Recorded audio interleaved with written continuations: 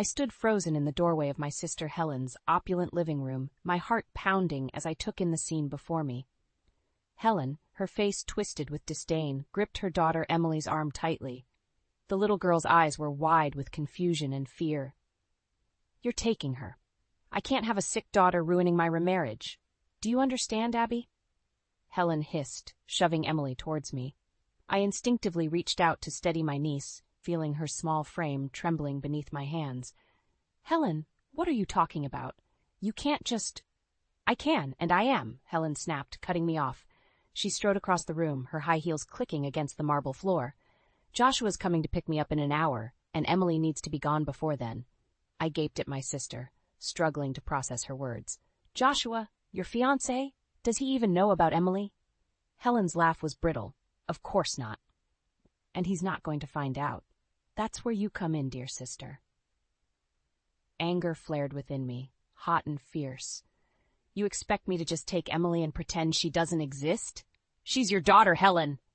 And now she's your problem," Helen retorted, turning away to examine her reflection in a gilded mirror. "I've already packed her things. They're by the door." I looked down at Emily, who hadn't uttered a word since I arrived. Her small face was pale, her eyes brimming with unshed tears.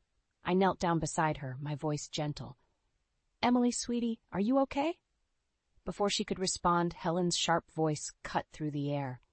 "Oh, for heaven's sake, Abby, don't coddle her. She'll be fine with you and Richard. You've always wanted kids, right? Well, here's your chance."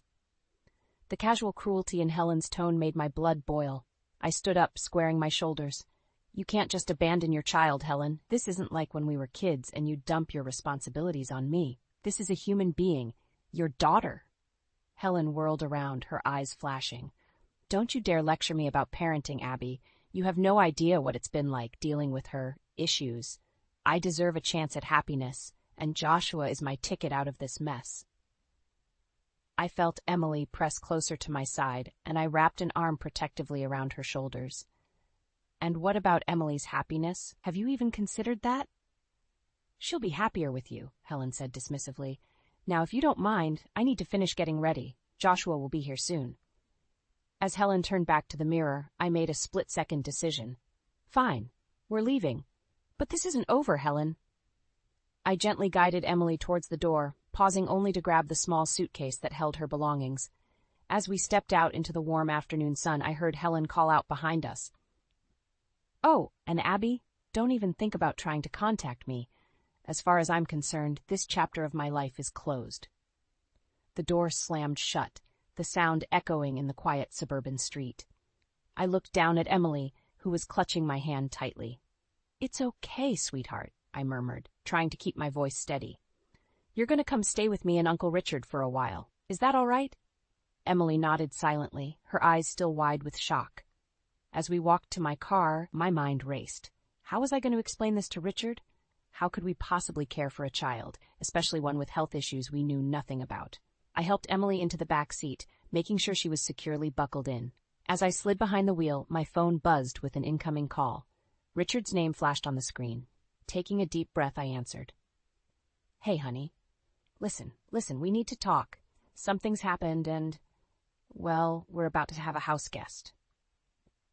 A long-term one. As I started the car and pulled away from Helen's house, I caught sight of Emily in the rearview mirror. Her small face was turned towards the window, a single tear rolling down her cheek. In that moment, I made a silent vow. No matter what it took, I would protect this child and give her the love and stability she deserved, even if it meant going to war with my own sister. I paced the living room, my eyes darting between Emily, who sat quietly on the couch, and Richard, whose face was a mix of shock and concern. "If you're leaving her with us, we won't just babysit. We'll adopt her and make her part of our family," I said, my voice firm despite the tremor in my hands. Richard nodded, his eyes softening as he looked at Emily. "Of course, Abby. We're in this together." Relief washed over me, but it was short-lived. A sharp knock at the door made us all jump. I exchanged a worried glance with Richard before going to answer it. My mother, Dolores, stood on the porch, her face tight with anger. "Abigail Tucker, what in God's name is going on? Helen just called me in hysterics." I ushered her inside, my stomach knotting. "Mom, I can explain." But Dolores had already spotted Emily. Her eyes widened, then narrowed. So it's true. You've stolen Helen's daughter. Stolen, I sputtered. Helen abandoned her. She dumped Emily on me and ran off with her new fiancé. Dolores shook her head, lips pursed. That's not what Helen told me. She said you manipulated her, took advantage of her vulnerable state. Mom, stop, I interrupted, my voice rising. You know Helen. You know how she twists things. But I could see the doubt in my mother's eyes. It was the same look she'd given me countless times growing up, always believing Helen's version of events over mine. Richard stepped forward, his calm voice a stark contrast to the tension in the room. Dolores, why don't we all sit down and talk about this rationally? As we settled into the living room, Emily curled up closer to me, her small hand gripping mine tightly. The gesture wasn't lost on my mother, whose expression softened slightly. Emily, sweetheart, Dolores said gently, do you want to go home to your mommy? Emily's grip on my hand tightened. She shook her head vigorously, burying her face against my arm. Dolores frowned, clearly torn. But Helen says a lot of things, Mom, I cut in, struggling to keep my voice level. But actions speak louder than words, and Helen's actions show she doesn't want to be a mother. I took a deep breath, steeling myself for what I was about to say. We're going to adopt Emily. Give her the stable, loving home she deserves. The silence that followed was deafening. Dolores stared at me, her mouth opening and closing wordlessly. Finally, she found her voice. Abby, you can't be serious. This will destroy your relationship with Helen. I laughed bitterly. What relationship, Mom? The one where she dumps her responsibilities on me and you both pretend it's okay? Dolores flinched as if I'd slapped her. That's not fair, Abby. Your sister has always come first, I finished for her. But not this time. Not with Emily's well-being at stake. Just then, my phone buzzed. I glanced at it, my blood running cold. It was a text from Helen. You think you've won? Just wait. I'll make you regret this, little sister. I showed the message to Richard, whose jaw tightened. We need to talk to a lawyer, he said quietly. Dolores stood up abruptly. I need some time to process this. But Abby, please, think about what you're doing. This could tear our family apart.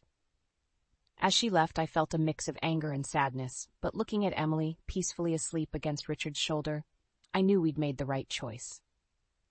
We're doing the right thing, Richard reassured me, as if reading my thoughts. I nodded, but couldn't shake the feeling that this was just the beginning of a long, difficult battle. Helen's threat loomed over us, a storm gathering on the horizon. But as I watched Richard gently stroke Emily's hair, I knew we'd weather whatever came our way. For Emily's sake, we had to. The soft glow of the nightlight cast shadows across Emily's sleeping face as I tucked her in. You're our daughter now, Emily. We're going to love and protect you, I whispered, seeing hope flicker in her eyes before they fluttered closed. As I quietly left the room, a memory crashed over me like a tidal wave. I was 10 again, cowering in the corner as Helen screamed at our parents, demanding attention, always demanding. I shook my head, trying to dispel the image. No, Emily would never know that kind of pain. Richard was waiting for me in the kitchen, his face grim. The lawyer called, he said softly. Helen's contesting the adoption. My heart plummeted. She can't do that. She abandoned Emily. Apparently she's claiming temporary insanity due to stress, says she never meant to give Emily up permanently. I slammed my fist on the counter, then immediately regretted it as pain shot through my hand. It's all lies. How can she... The shrill ring of the phone cut me off. Richard answered, his expression darkening as he listened. It's for you, he said, handing me the receiver. It's Helen. My sister's voice dripped with false sweetness. Hello, dear Abby. Having fun playing house with my daughter? What do you want, Helen? I hissed, trying to keep my voice low. Oh, I think you know. I want my daughter back, and if you don't bring her to me willingly, I'll make sure everyone knows what a manipulative, child-stealing witch you really are. The line went dead. I stood there, frozen, until Richard gently pried the phone from my hand. What did she say? He asked, though his eyes told me he already knew. I recounted Helen's threats, my voice shaking. She's going to turn everyone against us, Richard. My mother already believes her lies. What if... A small voice from the doorway made us both jump. Aunt Abby, are you crying? Emily stood there, clutching her stuffed rabbit, her eyes wide with concern. I quickly wiped my eyes, forcing a smile. No, sweetie, I'm fine. Did you have a bad dream? She nodded, padding over to us. Without hesitation, Richard scooped her up, holding her close. Want to talk about it? He asked gently. Emily buried her face in his shoulder. I dreamed Mommy came and took me away, she mumbled. I don't want to go back. Please don't make me go back. My heart shattered. I joined the embrace, sandwiching Emily between us. Never, I promised fiercely. You're staying right here with us. As we stood there, a family united, I felt a surge of determination. Helen had tormented me my entire life, always taking, always destroying, but not this time. This time I would fight back. The next morning, I called our family doctor, Dr. Patel. I need Emily's medical records, I explained. All of them, from birth until now. There was a pause on the other end. Abby, you know I can't release those without Helen's permission. Please, I begged. It's important. Emily's health and safety might depend on it. Another long pause. Then, come by the office this afternoon. We'll talk. As I hung up, I caught sight of Emily at the kitchen table, happily munching on toast, her legs swinging freely. For the first time since she'd arrived, she looked truly relaxed, truly at home. My phone buzzed with a text from Helen. "Tick-tock, little sister. Time's running out." I deleted it without responding, my jaw set. Let her make her threats. I had the truth on my side, and I would use it to protect Emily, no matter the cost. As I joined Emily at the table, she looked up at me with a tentative smile. "Can we go to the park today?" "Of course, sweetheart," I said, ruffling her hair. "But first we need to make a quick stop at the doctor's office." Emily's smile faltered, fear creeping into her eyes. I leaned in close, my voice soft but firm. "Don't worry. I promise, from now on, doctor visits will only ever be to keep you healthy and strong. No more tests, no more pain, okay?" She nodded slowly, trust replacing the fear. As we finished breakfast, I steeled myself for the battle ahead. Helen might think she held all the cards, but she had no idea what I was willing to do to keep Emily safe. The war for Emily's future had begun, and I intended to win. The school bell rang, and I watched with pride as Emily bounded out of the classroom, her backpack bouncing with each step. Her smile was radiant, a far cry from the timid child who had arrived on our doorstep months ago. "Aunt Abby, Uncle Richard," she called out, rushing into our arms. "I got an A on my science project." Richard beamed, ruffling her hair. "That's our girl. We knew you could do it." As we walked to the car, Emily chattered excitedly about her day. My heart swelled with love and pride. This was how it should be, a child feeling safe, loved, and encouraged to thrive. But our bubble of happiness was about to burst. As we approached our car, I froze. Helen was leaning against it, her designer sunglasses perched on her nose, a smirk playing on her lips. Well, isn't this a touching family scene?" she drawled. Emily instinctively pressed closer to me, her small hand gripping mine tightly. Richard stepped forward, his voice low and warning. "Helen, you shouldn't be here." She waved a dismissive hand. "Oh, relax. Can't an aunt visit her niece?" Her gaze zeroed in on Emily. "Hello, darling. Mommy's missed you so much." Emily's grip on my hand tightened. I could feel her trembling. Anger surged through me, hot and fierce. "Helen, leave, now," I hissed. "You're scaring Emily." Helen's smirk widened. "Am I? Or are you just afraid she'll remember who her real mother is?" She took a step closer, and I instinctively moved Emily behind me. "Your real family is right here, Emily," Richard said firmly, placing a protective hand on her shoulder. "Don't let anyone make you feel otherwise." Helen's eyes flashed dangerously. "Oh, that's rich. You think you can just play house and erase me? I have news for you, dear sister. My fiancé, Joshua, he's not just wealthy, he's influential, and he's going to help me get my daughter back." My blood ran cold. "What are you talking about?" She leaned in, her voice a venomous whisper. "Let's just say some people owe him favors, people who can make your little adoption dream disappear." I felt like I'd been punched in the gut. But before I could respond, Emily's small voice piped up. "I don't want to go with you. I want to stay with Aunt Abby and Uncle Richard." Helen's face contorted with rage. "You ungrateful little—" "That's enough." Richard's voice boomed, startling us all. "Helen, leave now, or we're calling the police." For a moment, I thought she might lash out. But then she straightened, smoothing her designer dress. "This isn't over," she spat, before stalking away.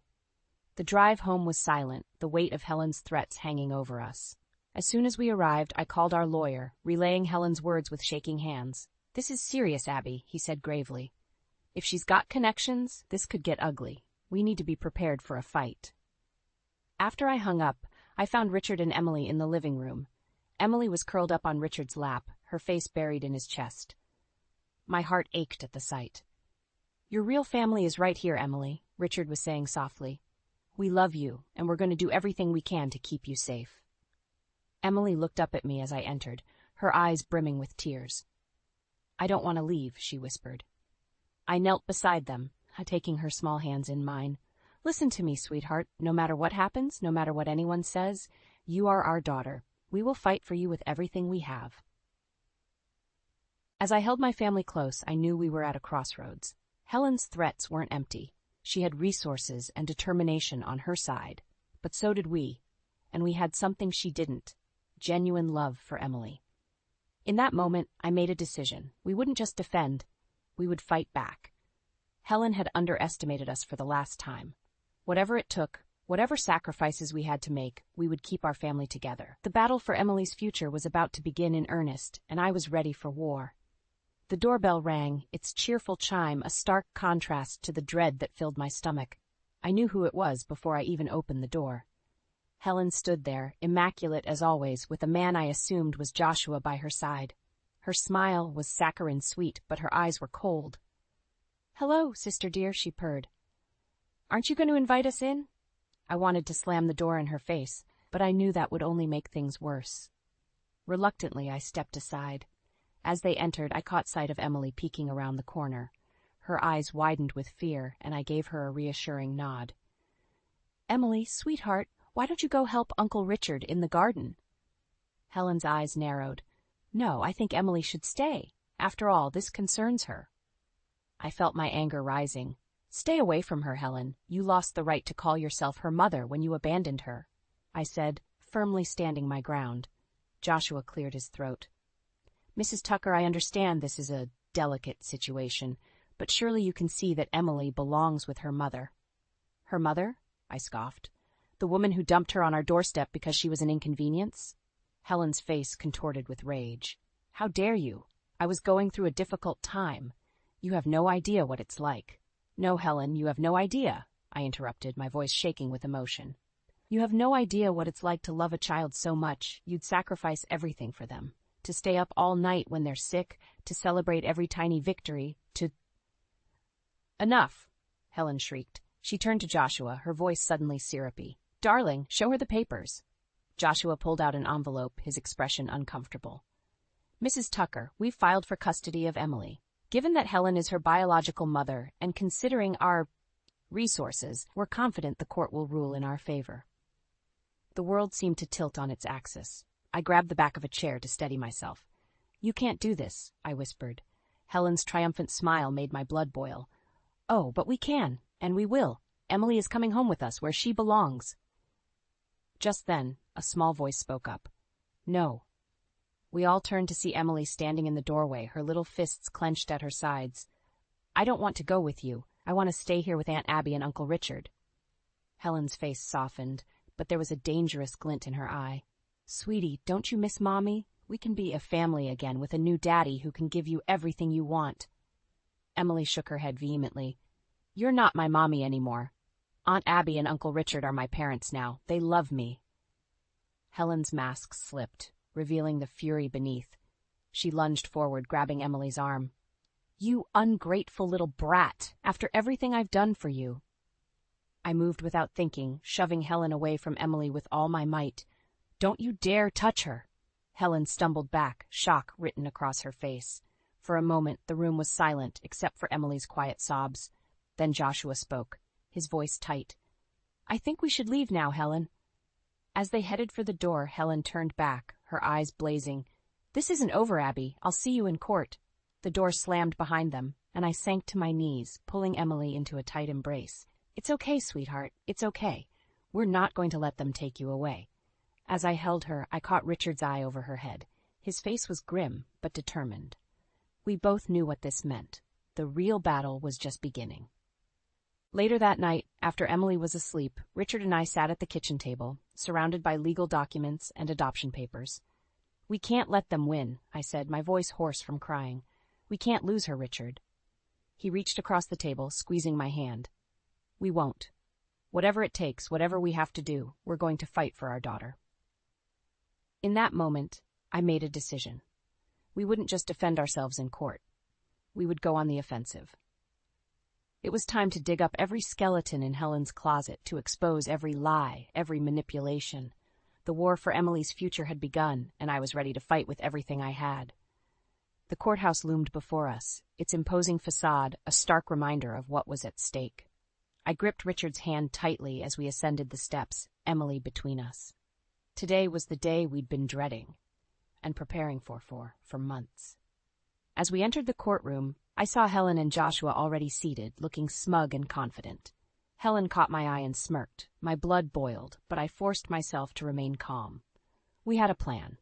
Our lawyer, Sarah, approached us. "Remember," she whispered, "stick to the facts. We've got this." The judge entered, and the proceedings began. Helen's lawyer painted a picture of a loving mother who had made a mistake in a moment of weakness, now desperate to reunite with her daughter. It took every ounce of self-control not to scoff audibly. Then it was our turn. Sarah called our first witness, Dr. Patel, Emily's longtime physician. "Dr. Patel, can you describe Emily's health when she was in Helen's care?" Sarah asked. Dr. Patel's face grew grim. "Emily was severely undernourished and showed signs of medical neglect. Her condition has improved dramatically since living with the Tuckers." Helen's lawyer objected, but the judge overruled.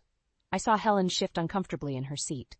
Next came Emily's teacher, who testified about her academic progress and emotional growth. "Emily has blossomed in the Tuckers' care," she said. "She's confident, happy, and thriving." As the testimony continued, I felt a glimmer of hope. But then Helen's lawyer called his star witness, my mother, Dolores. My heart sank as she took the stand, avoiding my gaze. Helen's lawyer began his questioning, clearly expecting her to support Helen's case. "Mrs. Johnson, in your opinion, who is better suited to raise Emily?" There was a long pause. I held my breath, bracing for the worst. But then my mother straightened her shoulders and looked directly at me. "My daughter Abby," she said firmly. "I was blind for too long to Helen's manipulations, but I've seen how Abby and Richard have loved and cared for Emily. They are her true parents." A gasp rippled through the courtroom. Helen's face contorted with rage. I felt tears prick my eyes as my mother finally chose to stand by me. But Helen wasn't done. As the judge called a recess, she cornered me in the hallway, her eyes wild. "You think you've won?" she hissed. "I still have one card left to play. Tell them you're withdrawing your petition, or I'll reveal every dirty secret about our family, including that little incident from your teenage years. You remember, don't you? It would be such a shame if Emily found out her perfect Aunt Abby was once." "Enough." I cut her off, my voice ringing through the hallway. Several heads turned our way. "You will never hurt Emily again. We're done being your puppets," I declared, feeling a sense of liberation wash over me. Helen's eyes widened in shock, then narrowed dangerously. "You'll regret this," she spat before storming off. As we re-entered the courtroom, my hands shook. What if Helen followed through on her threat? What if it swayed the judge? What if... Richard squeezed my hand. "Whatever happens," he whispered, "we face it together." The judge cleared his throat. "Having reviewed all the evidence and testimony, I'm ready to make my ruling." Time seemed to stand still. Emily pressed close to my side, her small hand in mine. I could hear my heart pounding in my ears. "In the matter of custody for Emily Walker," the judge began, "I find in favor of..." Suddenly, the courtroom doors burst open. Joshua strode in, his face a mask of fury. "Your Honor," he called out, "I have new evidence that changes everything." The judge frowned. "Mr. Walker, this is highly irregular." But Joshua was already approaching the bench, a thick folder in his hands. "You need to see this before you make your decision," he insisted. As the judge began reviewing the documents, I felt the ground shift beneath my feet. What could Joshua have discovered? Had Helen's final threat come to pass? I looked at Emily's frightened face, then at Richard's determined one. Whatever was in that folder, whatever came next, I knew one thing for certain. I would never stop fighting for our family. The courtroom fell into a tense silence as the judge pored over the documents Joshua had presented. My heart raced and I clutched Emily's hand tightly. Richard's arm around my shoulders was the only thing keeping me from crumbling under the weight of uncertainty. Finally, the judge looked up, his expression unreadable. "Mr. Walker, these allegations are serious. If true, they could significantly impact this case." Helen's triumphant smirk made my blood run cold. What could possibly be in those papers? The judge turned to our lawyer. "Counsel, are you aware of the contents of these documents?" Sarah shook her head, looking as bewildered as I felt. "No, Your Honor. We request time to review and respond to this new evidence." "Granted," the judge nodded. "We'll reconvene tomorrow morning. Court is adjourned." As we left the courtroom, Helen sidled up to me, her voice a venomous whisper. "I told you I'd make you regret this, Abby. By tomorrow, everyone will know the truth about you and your perfect little family." Before I could respond, Richard pulled me away. "Don't engage," he murmured. "We need to focus on what's in those papers." Back at our lawyer's office, Sarah spread the documents across her desk. As I read through them, my heart sank. There were old medical records, police reports, and even school incident reports, all painting a picture of a troubled, unstable teenager. Me. "Helen's dug up every mistake I ever made," I whispered, horrified.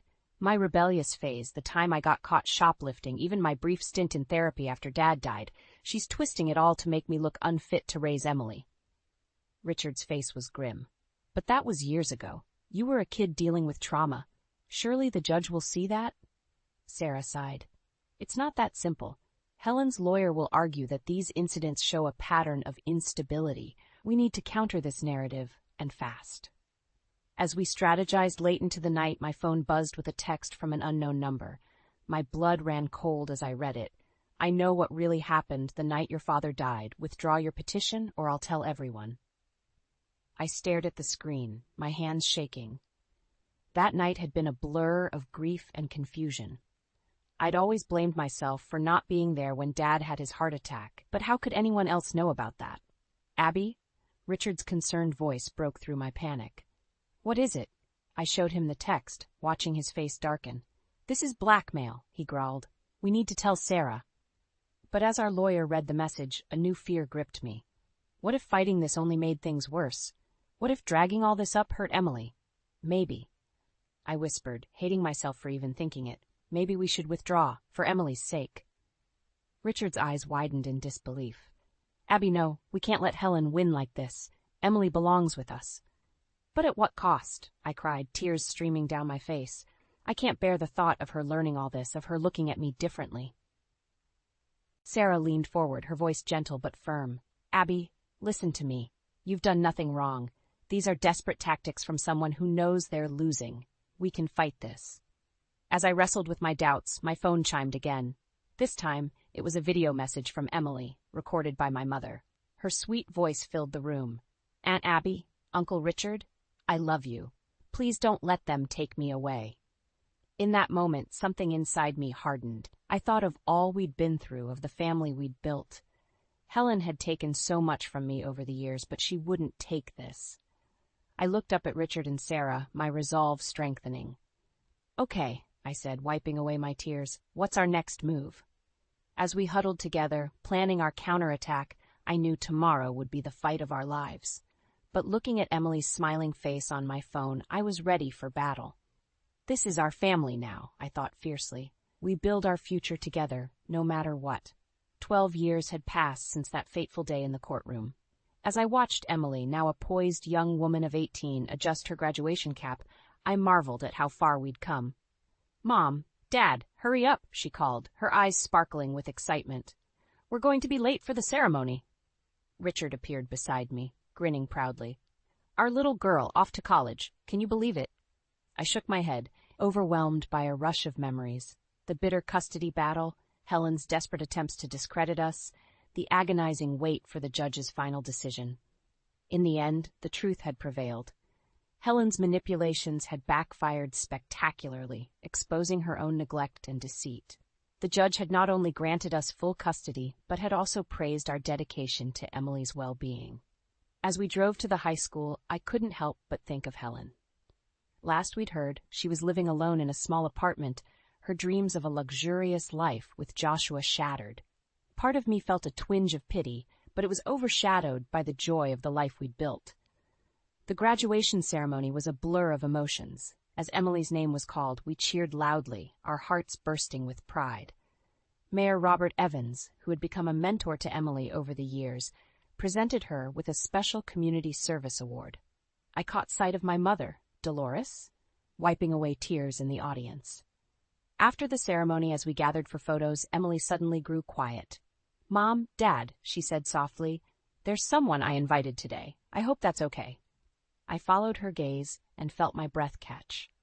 Helen stood at the edge of the crowd, looking older and somehow smaller than I remembered.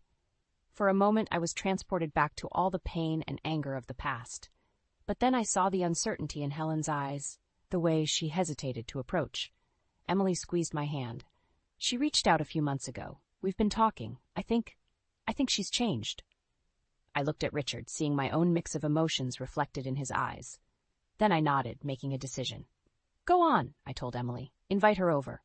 As Helen cautiously joined our group, the years of resentment and hurt seemed to melt away. She looked at Emily with a mixture of pride and regret. "Congratulations," she said softly. "You've grown into an amazing young woman." Emily smiled, then did something that surprised us all. She hugged Helen. "Thank you for coming," she said, "and thank you for giving me the chance to have the best parents I could have asked for." Helen's eyes filled with tears as she looked at Richard and me. "Abby, Richard, I'm so sorry for everything. You gave Emily the life I couldn't. Thank you for loving her when I didn't know how." In that moment, I felt a weight I hadn't even realized I was carrying lift from my shoulders. "We're family," I said simply. "All of us." As we posed for a photo, Emily in the center, flanked by Richard and me, with Helen and my mother on either side, I marveled at the journey that had brought us here. The struggles, the tears, the triumphs, all of it had led to this moment of healing and hope. Later that night, as we sat around the dinner table sharing memories and laughter, Emily raised her glass. "We're ready for anything now," she said, her voice filled with newfound confidence. "Together, nothing can break us." I looked around at the faces of my family, Richard, my rock, Emily, our precious daughter, my mother, finally free from Helen's manipulations, and even Helen, tentatively finding her place in our lives again. I thought of all we'd overcome, of the love that had carried us through the darkest times. "To family," I said, raising my own glass, "to new beginnings and unbreakable bonds." As our glasses clinked together, I knew that whatever challenges the future held, we would face them as we always had, together, stronger for the trials we'd endured, and filled with love for the family we'd fought so hard to build.